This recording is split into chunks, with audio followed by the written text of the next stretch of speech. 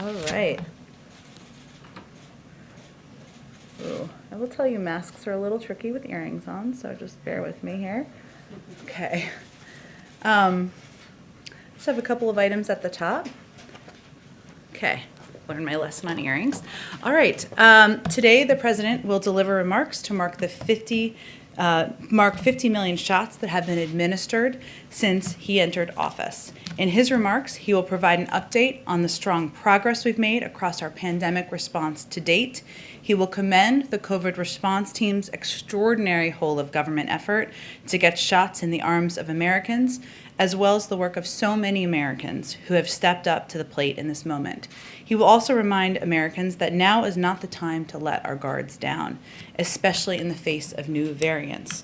He will encourage people to continue wearing a mask and get vaccinated when it is their turn. I also have some brief updates on the winter storm that affected a few states last week. As many of you saw last night, the president approved the state of Oklahoma's major disaster declaration request. This action will authorize FEMA to provide both public and individual assistance, including grants for temporary housing and home repairs, low-cost loans to cover uninsured property losses, and other programs to help individuals and business owners recover from the effects of the disaster. Power and water restoration continue across Texas, Louisiana, and Oklahoma. Accelerated vaccine shipments are occurring, and vaccination appointments are being rescheduled and expanded to accommodate those canceled last week. And as you all know, the president is, of course, traveling to Texas tomorrow. Today, the vice president also visited a local giant pharmacy in Washington, D.C.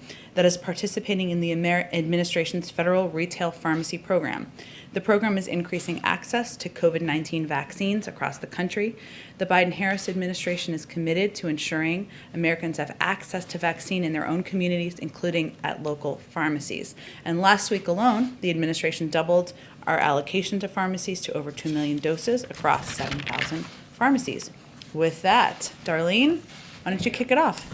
Great. I have a question to start off with about Neera Tanden. So when she tweeted that, quote, a vampire has more heart than Ted Cruz, when she compared Senator McConnell to Voldemort, and when she called Senator Collins, quote, the worst, did those comments meet the president's standard of treating everyone with dignity and respect? Well, first I'll note that when Neera Tanden testified just a few weeks ago, she apologized for her past comments and that she would be joining an administration where, as we've noted in here, there's an expectation of a high bar of civility and engagement, whether that's on social media or in person, and we certainly expect she would meet that bar. Did the president and the transition team underestimate how much of a problem her tweets would become? The president nominated Neera Tanden because she is qualified, because she's experienced, because she has a record of working with people who agree with her and disagree with her, and she has decades of experience, and plus she has lived experience of her own, having benefited from a number of the programs that she would oversee as a daughter of a single parent and somebody who benefited from food stamps at certain points in time. She would bring a new perspective to the role. That's why he nominated her to the job and why we're continuing to fight for her confirmation. On the 50 millionth shot this afternoon, is the White House able to say where and when that shot was administered, what state, even some characteristics about who may have received it? Yeah, it's a great question. I think the challenge is that we get data in from so many different sources on a daily basis, from states, from pharmacies, from mass vaccination sites, that we hit that point, hit the 50 millionth shot sometime yesterday, if not a little bit before, but we can't fine tune exactly the person who hit that point, who hit that shot. Thank you. Sure. Go ahead. Any update on the president's phone call or scheduled phone call with King Salman of Saudi Arabia? I don't have an update. As I noted yesterday, as soon as that call happens, we expect it to be very soon. We will, of course, provide a readout to all of you. You said when they do talk that the president won't hold back. Will he be following up this talk with actions? Are sanctions on the table? I think there are a range of actions that are on the table, but the first step is, the next step, I should say, is for the president to speak with the king. We expect that to happen very soon. As you know, we've committed to the release of an unclassified report that would come out from DNI and not from the White House. And of course, our administration is focused on recalibrating the relationship, as we've talked about in here previously. And certainly there are areas where we will express concerns and leave open the option of accountability. There are also areas where we will continue to work with Saudi Arabia, given the threats they face in the region. What's the holdup to the phone call? Is the king avoiding your calls? I don't think that's the characterization. The president has a busy schedule. The king, obviously, I can't speak to his schedule. I'm not his spokesperson, but we expect the call to happen very soon. I think there was some inaccurate reporting about it being confirmed when it wasn't a confirmed call yet. And you have made clear that the president's going to be speaking with his counterpart, with the king, not with the crown prince. But given the crown prince's role in the future of the kingdom and that he is expected to be implicated here, why not speak to the person expected to be responsible? Well, I think the president's conversation will cover a range of topics with the king. There's obviously a lot to discuss with Saudi Arabia and with the leaders of Saudi Arabia. And as I've previously noted, the Crown Prince has been engaged with his appropriate counterparts. The president will be engaged with his appropriate counterparts. And we're engaged at many levels with leaders in Saudi Arabia. So will the crown prince's counterparts here, Austin, be speaking to him about this issue, though? He spoke with him last week. They did a readout. I don't think I have anything more about their call to read out. Go ahead. Hi, thank you. I just want to ask about the post office, a couple of questions. You said earlier today that there was concerns, I guess, with the leadership. Quote, it's clear that the leadership can do better, and so that's our hope.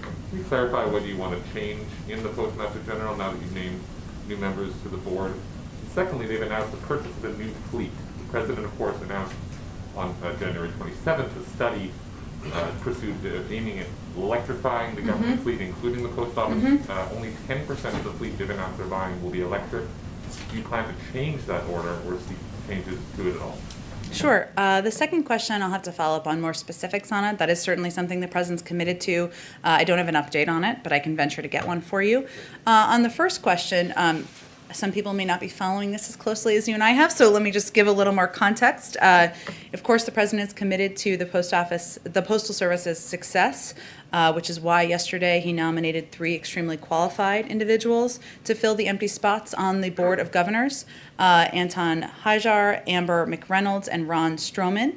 And the American people highly value the Postal Service and the men and women who deliver our mail every day, and we're working hard to do exactly that. But I think we can all agree, most Americans would agree, that the Postal Service needs leadership that can and will do a better job. Now, as you know, but not everybody knows, it's up to the Board of Governors, of which we just nominated 3 individuals to serve, to determine the future of leadership there, and we certainly leave it up to their discretion. Sounds like you're signaling that the board should take a look at it. Does the president have confidence in the current Postmaster General?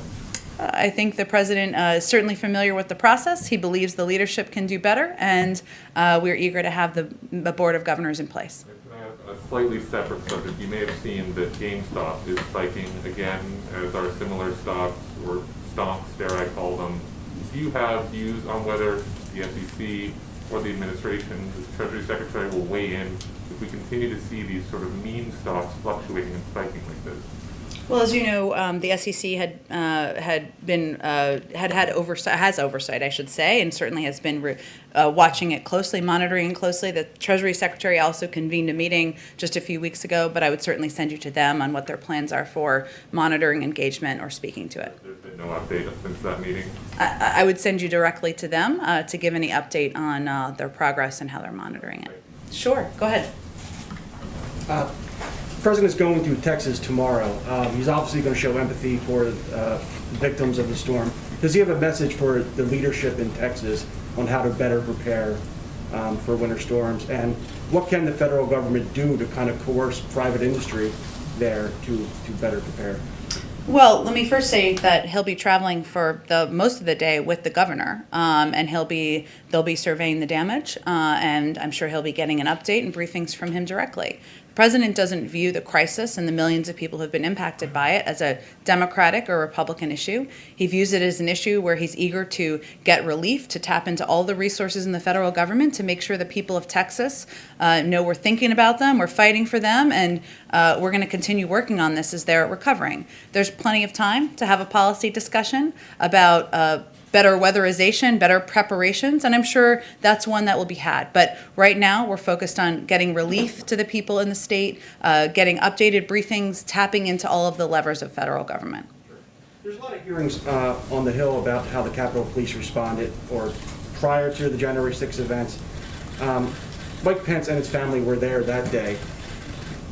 Secret Service had intelligence briefings, presumably. Is there any concern or review about how the Secret Service assessed intelligence briefings and whether there was any missteps on their part? Review by the Secret Service. I mean, Mike Pence and his family were at Capitol Hill that day. Clearly, there was intelligence out there that suggested things could happen.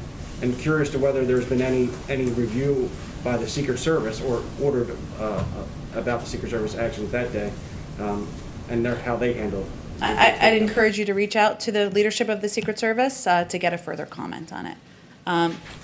Go ahead, Kristen. I'll come to you next. Thank you, Jen. A little bit of housekeeping, a follow-up Okay. on the Texas questions, if I could. Will President Biden invite Senator Cruz and Cornyn to Texas with him to travel on Air Force One? Well, Dr. Biden is traveling, of course, with us to Texas, with the president to Texas. There are some limitations on space available, so there are not members, I don't believe, I will double check on this, of any party traveling with the president to Texas. But again, he's going to be spending the day traveling with Governor Abbott and surveying the damage on the ground. Will they be a part of his plans to survey the damage? Will they join him in any of those events tomorrow? Has there been any invitation extended? I'm happy to follow up on it for you, Kristen, but I'm not aware of their plans to participate in the events tomorrow, but I can check. Okay, I want to ask you about the uptick in migrants at the border. Some members of the Democratic Party are displeased with the way the administration is handling children who are being held at the border. Alexandria Ocasio-Cortez tweeted this, quote, "This is not okay, never has been okay, never will be okay, no matter the administration or party." Is this a failure on the part of this administration? Well, first, I can't speak to what this is that is being referred to. Children in these detention facilities. Well, at the that's border. not what's happening. And, you know, we will be doing some briefings, of course, with members of Congress. But what is happening now is there are children fleeing prosecution, fleeing threats in their own countries, traveling on their own, unaccompanied, to the border. And our focus is on approaching this from the view of humanity and with safety in mind. And so the steps that we have taken is they are, of course, processed as quickly as possible, ideally with a maximum of 3 days through CBP. Then they are transferred to facilities overseen by HHS. We had to reopen a new facility that had previously been closed because of COVID protocols. Because previously, because we can't have kids in beds next to each other, we need space appropriate. It's been revamped. There's educational services there. There are health services and medical services. But our objective is to move them as quickly as we can to families that have been vetted and to, of course, reunite kids with their families. How do you respond to Alexandria Ocasio-Cortez, though, who says she sees these images and it's not okay, from her perspective? Well, look, we will work, of course, with Congresswoman Ocasio-Cortez on a range of issues, and we look forward to doing that. What I'm conveying from here is what the actual circumstances on the ground and the tough choice that we have had to make. There are only a couple of options here. So either we send kids back to a very dangerous journey back to their countries. That's not a good option. I don't think anyone would support that option. We send them to families that have not been vetted. We've seen challenges with that in the past where kids have then been trafficked. That is not a good option in our view. Our best option in our view is to get these kids processed through HHS facilities where there are COVID protocols in place, where they are safe, where they can have access to educational and medical care. There are very few good options here, and we chose the one we thought was best. And I just want to ask you about CPAC. I know you got some questions about this yesterday. If I could try again, based on our reporting, former President Trump is going to be talking about President Biden's immigration policies. He will point to the uptick in migrants coming to the U.S. How is the administration planning to respond? Well, we're not looking to former President Trump or any of his advisors as a model for how we're approaching immigration. In fact, we're in the circumstance we're in because not only was their approach inhumane, it was ineffective. And so we're going to forge our own path forward. We'll see what he says, but our focus is certainly not what President Trump is saying at CPAC. Go ahead. Thank you, Jen. The head of the group the president is going to meet with today, the National Governors Association, Andrew Cuomo, is being accused of sexual harassment by a former staffer named Lindsay Boylan. She says that Cuomo, while he was governor, gave her an unwanted kiss on the lips. He asked her to play strip poker. Is the White House worried about this becoming a distraction from an important meeting about COVID response? Well, let me first say that the president has been consistent in his position. When a person comes forward, they deserve to be treated with dignity and respect. Their voice should be heard, not silenced, and any allegation should be reviewed. Governor Cuomo is also the governor of one of the largest states in the country that has been one of the hardest hit, with millions of people still suffering from an ongoing pandemic and an economic crisis. And our focus is to continue working with governors from across the country, from a range of states, on how we're helping people in their states. He also is still head of the National Governors Association, hence he's at the event today. And to him being in charge of the governors and in charge of such a big state, will the president talk to him about these accusations from Democrats in the New York legislature that Cuomo misled the public about deaths in nursing homes throughout the pandemic? Well, this is a meeting and a conversation with a range of governors about how we can all work together to address the pandemic and get relief to the American people, and that's what I expect the focus of the meeting to be on. There are some Democrats in New York who want congressional hearings about these deaths in nursing homes. There was a Cuomo aide who told lawmakers in February that the Cuomo administration withheld the number of residents who died in hospitals from the public due to the fear that it would be used against them by federal prosecutors. Is this something the White House thinks would be appropriate for a congressional hearing? It's really up to Congress to determine how they want to review or have hearings on those reports. And I know you were asked about this weekend, but I'll try again.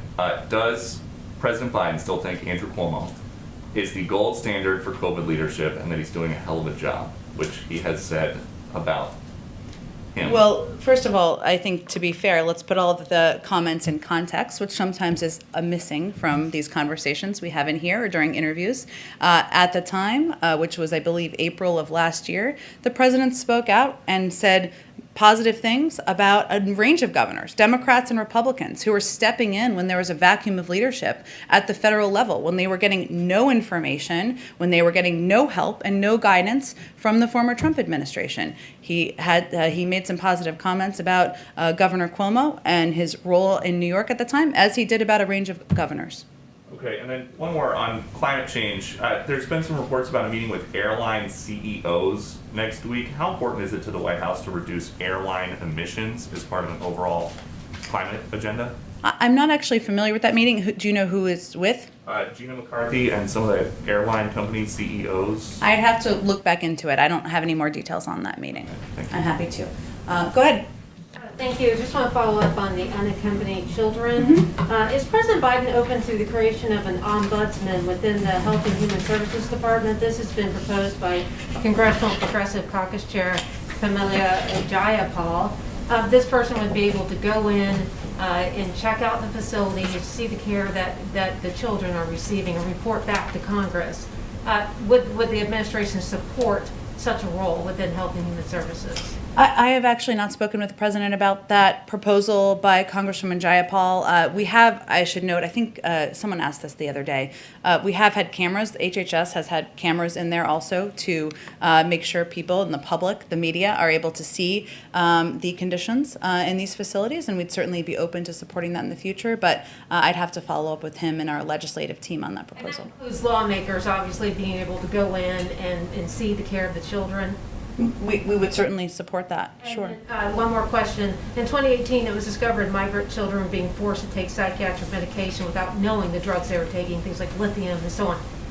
What's being done? Obviously, these children need psychiatric care. In some cases, they've been traumatized. They've had a difficult time. what can the administration do to assure that these kinds, while the children would be getting the care they need, there would be no such abuses? Well, I would say first, we are not using the past management as our guide. And we have the Secretary of Homeland Security is, of course, overseeing in coordination with the HHS Secretary, it's a mouthful, to ensure that these children are treated humanely. They are provided with the medical assistance they need, the mental health assistance they need, and you're absolutely right. I mean, these kids have been through a trauma, and we want to treat them humanely and make sure they're kept safe. So I would send you, of course, to the HHS team to get more specifics of how it's monitored, but certainly that's our expectation. Go ahead in the back. So, has the president been following Brexit, and has it gone as he expected so far? And does he share the position that President Obama expressed in 2016 when he said Brexit would put the UK at the back of the queue for trade deals with the US? Well, a lot's happened on Brexit and in the world since 2016, I think it's fair to say. I will say that President Biden is focused on strengthening our domestic economy through significant investments in American workers and competitiveness. That's his focus. He's committed to prioritizing those investments at home before signing new trade deals. That's his approach, and that's how he sees trade deals in general around the world. Making those investments is critical to restoring the middle class and making us more competitive. So our team is still reviewing negotiations that were begun under the prior administration. Ambassador Designate Tai, of course, had her hearing this morning, and she will be essential to that review. Has the president spoken to any leaders from Africa yet? And how concerned is he about competition from China in Africa? Well, certainly we've long been concerned. The United States has long been concerned about competition from China and Africa.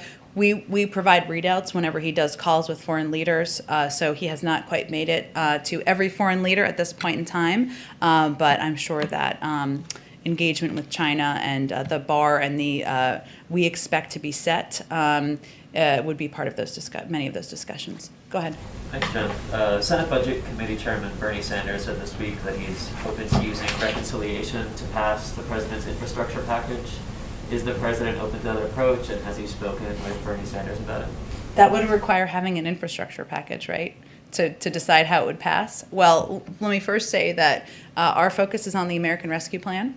And of course, the president has talked about what his Build Back Better agenda would look like on the campaign trail. Infrastructure is a part of it. He's been a long fan of investing in infrastructure, long outdated, long overdue, I should say. But he also wants to do more on caregiving, help on our manufacturing sector, do more to strengthen access to affordable health care. So the size, the package, the components of it, the order, that has not yet been determined. And I feel like that's the next step. I don't expect the president or any of us will preview anything until we have the American Rescue Plan through. And just one more. The chief of staff said yesterday that the president wouldn't overrule the parliamentarian if she decides that you can't raise the minimum wage as part of this broader economic relief package. If that is the decision, what's the next step on raising the minimum wage? Does he expect to introduce a standalone bill? Would it be part of this upcoming economic, broader economic package? Well, first let me say it would be a serious step for the vice president to take that step, and obviously she and the president respect the historic institution of the Senate. It would also require 50 votes. So it's not just a standalone step that any vice president could take. In terms of the minimum wage, we're still waiting for the conclusion of the parliamentarians' view on whether or not the raise in the minimum wage can be included, I should say, in the American Rescue Plan. That's where the process is at this stage in time. The president included an increase in the minimum wage because he believes it should be, it's long overdue, and American workers should not be struggling to make ends meet. But that's the next step, and we'll have to go from there. And just one more. Is the administration considering easing social distancing rules for unaccompanied minors in these detention facilities to allow more unaccompanied minors to be in the facility. I'm not aware of that consideration. I mean, one of the reasons that we opened this facility, revamped this facility, is because we did not want to put unaccompanied minors at risk, and we obviously follow CDC guidelines, which is 6 feet of separation. So my expectation is we would continue to follow those guidelines. Go ahead. Thanks, Jen. So March 21st is coming up as the first anniversary of border restrictions between the U.S. and Canada and Mexico. Back in October, Republicans and Democrats in Texas demanded that the Trump administration release a plan for reopening the border. These restrictions have obviously divided families, they've devastated the economy on the border. Can we expect a plan from the Biden administration anytime soon on potential border reopenings, and what would the parameters for that look like?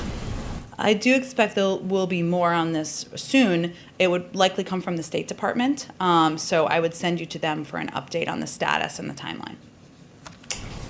Go ahead. Thank you very much, Jen. I wanted to ask about the domestic terrorism review. The president asked for a 100-day domestic terrorism review. He had the DNI take charge of that and work closely with the FBI and DHS. What does the president expect to come out of that review at the end of 100 days? Does he want to see a report, a list of recommendations? What is he expecting to see, and what would we expect to see out of that review? Well, we have more than 60 days left until we hit 100 days. In terms of the format of what the review will look like, I would expect some form of a report. I don't know yet if it will include specific recommendations or if it will then launch a policy process. I can talk to our team and see if there's more specifics. Has the president been briefed and updated on the progress of that review? We're about 35 days into it. As you know, the president has daily meetings as a part of the PDB, and is certainly tracking threats to our homeland is a part of what's discussed there, but I don't have any update for you on updates on the overall report that's not due for more than 60 days. And what's the president's assessment now of the threat from domestic terrorism? We obviously saw domestic terrorists involved and groups, armed groups involved in the January 6th insurrection. In the subsequent weeks, how has that changed?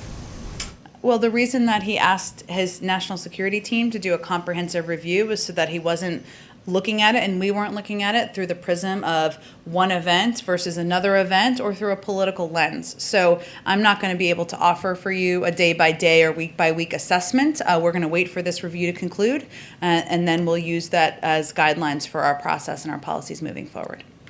Go ahead, George. Thanks, Jen. I have a question for myself and then one for reporters who can't be here. On the budget, new presidents put their own stamp on the budget, and all recent new presidents have given a speech in February that talks about the budget, and then within a month or so submitted their revisions. Can you talk about what the president's timetable is, and how much it's affected by the fact that the pandemic, the less than cooperative transition, and the failure to confirm a director? Sure, George. Well, the president is certainly looking forward to sharing his budget priorities for the fiscal year with Congress and, of course, the American people as our nation faces unprecedented challenges. We anticipated during the transition, and we talked about it a bit during the transition, that the budget would be delayed due to some intransigence we encountered from political appointees at OMB during the transition. Those roadblocks definitely delayed the process. We have a strong team in place, of course, at OMB, many of whom are career officials who are working through administrations to put budgets together. But the lack of a confirmed head of OMB certainly doesn't help to expedite the process. So we certainly anticipate it will be delayed. I don't have an exact timeline on it, but I wouldn't expect a budget rollout or announcement in February. Do you think it would be possible to give that kind of traditional speech, or does the pandemic make that impossible? A traditional budget speech? Speech to Congress. Well, I think we would be looking at a non-traditional approach to a joint session. I don't have any update on what that will look like at this point, simply because I don't think anyone could envision 500 members of Congress in there with a president of the United States during a pandemic, but I don't have any updates on the timeline or format. And the one from other reporters is sort of a follow-up to your earlier answer. When you do make the declassify the report on Saudis, will that come at the same time as you announce any kind of sanctions or actions, or is that a separate timetable for those two? I'm not going to be in a position to preview that. I would just say the unclassified report would be released from DNI, not from the White House. And I would just broadly remind you that oftentimes any actions related to global issues or don't come out of the White House. They come out of a range of agencies, but I don't have anything to preview for you at this point in time. Go ahead, Lala. Thank you. I would like to ask you about India and Pakistan today announced ceasefire along the shared border, including land of control. This was the first time, I think, after 2003 that they have announced this kind of ceasefire. What has White House to say on this? Well, the United States welcomes the joint statement between India and Pakistan that the two countries have agreed to maintain strict observance of a ceasefire along the line of control starting on February 25th. This is a positive step towards greater peace and stability in South Asia, which is in our shared interest, and we encourage both countries to keep building upon this progress. Do you think Pakistan doing enough in the fight against terrorism? I'm sorry, the masks always make it hard to hear people in the way back. Can you say that one more time? Is Pakistan doing enough in the fight against terrorism? Well, of course, we remain closely engaged with a range of leaders and officials in the region, including those in Pakistan. But in terms of an assessment of that, I would point you to the State Department or the Intelligence Department. Yesterday, President issued a proclamation in which he revoked his predecessor's policy on issuing of new green cards to those people who are outside the country. There are a lot of legal immigrants within the country, and they want to make this country as their home, but they're having a decade-long wait for the issue of green cards so that once they get it, the potential is unfolded. They can open their company, they can have the startups, and they give employment, create employment, generate employment in this country. What's the present message to those legal immigrants in this country? Well, the president believes that it's important and long overdue to put in place immigration, to modernize our immigration system, and that includes taking steps to help ensure that high-skilled workers can stay in the country and can go through the proper process to stay in the country. So we're eager to work with Democrats and Republicans in Congress to get that done. One more finally one. Several Republicans on the Hill, and including Nikki Haley, the former U.S. ambassador to the UN, are urging President Biden to not to participate in next week's Chinese Winter Olympics. Has the president taken a decision on that? There hasn't been a final decision made on that, and of course we would look for guidance from the U.S. Olympic Committee. Go ahead. Thank you, Jen. Back on immigration, do you believe that you have a crisis at the border, and is the government now acting as if you had a crisis at the border? Well, certainly, having unaccompanied minors travel across the border, and so many that we had to open new facilities, is something that we take incredibly seriously, and we are eager to, of course, address humanely and with the focus of keeping them safe. I don't think I'm going to put new labels on it from here or from the podium, but it is a priority of the administration. It's a priority of our Secretary of Homeland Security, and certainly of the President, who's kept abreast of the developments. Reunification, the pro bono lawyers that have been working with the families and trying to get them together announced yesterday that about 100 families have been reunited from those 600 kids that were in the system and lost. Has the government been working with those pro bono lawyers as well to get that process going? Well, this program is being overseen, the Family Reunification Task Force, by the Department of Homeland Security, by our Secretary of Homeland Security. Of course, he will be doing an official report at about the 120-day mark, but I would send you to them for any updates or status of our work with those lawyers. Texas ruling about the 100-day moratorium on deportation, will the government appeal to a higher court? Will the legal process continue? Well, let me first say a couple of things about this, because we haven't talked about this in the last couple of days. The pause on deportations was a time to reset our enforcement priorities so that we focus on threats to national security and public safety, as opposed to mothers and fathers who are longstanding members of our community, who are in many cases performing essential work during the pandemic. So the Department of Homeland Security has put in place interim enforcement priorities and is reviewing the prior administration's policies and practices. The court's ruling still allows us to do this. In terms of next steps or how we will approach it from here, I would send you to our Department of Justice. And will the president address immigration at all down in Texas tomorrow? The president will be certainly speaking, about COVID and addressing the pandemic. He will also be speaking about the impact of the storm on the people of the state. And I know immigration is an issue on the minds of many people there, but I don't have anything to preview in terms of whether he'll address it while he's there. Go ahead, Josh. Ahead of the vaccine event this afternoon, the president has made equity a key part of his response. Still mixed results on that. Some states have no data, for instance, on race of people vaccinated. Other states, the data is showing that white and Asian people are getting the vaccine disproportionately as compared to Black and Latino people. Does the president think enough is being done with regards to equitably distributing the vaccine?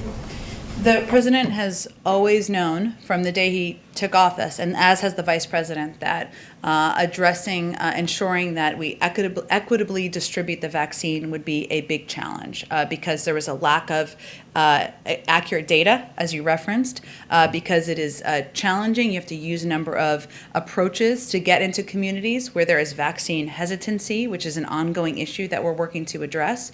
So, of course, he feels that there is more that needs to be done, and that there is more that across his team he will continue to encourage people to take action on. Now, there are a number of steps, including partnering with community and faith-based organizations, enhancing public transit options, working, of course, distributing vaccines to pharmacies, opening mass vaccination sites, that we are taking as an administration to more equitably distribute the vaccine. But there's more work to be done, and we expect as we get to the point where there are enough vaccines for Americans, 300 million by the time we get to the end of July, or if not sooner, that one of the challenges will be, ensuring it's equitably distributed and that people who are have a history of vaccine hesitancy take the vaccine. Go ahead. There are reports that if Congress launches a 9/11 style commission to investigate the January 6th insurrection, Nancy Pelosi would want it to have 7 Democrats and 4 Republicans as part of the makeup. Would the White House be satisfied with that, or would you rather see it more evenly distributed by party? We leave that up to Congress, leaders in Congress, to determine what that will look like. And on immigration, why does the White House think there is this surge of unaccompanied children right now? Your critics are saying it's because you're not sending anybody back, any of these unaccompanied children back. Do you share that? Well, I think there's a couple reasons. One, there's conditions that are in these countries that we have not done enough to help improve. And that's why there is funding in the president's immigration bill, and why one of the reasons we're eager to have it passed. We don't feel that sending unaccompanied minors, kids, back to take a dangerous journey is the right step to take. And that's not something that we're going to do as an administration, and it won't be our policy.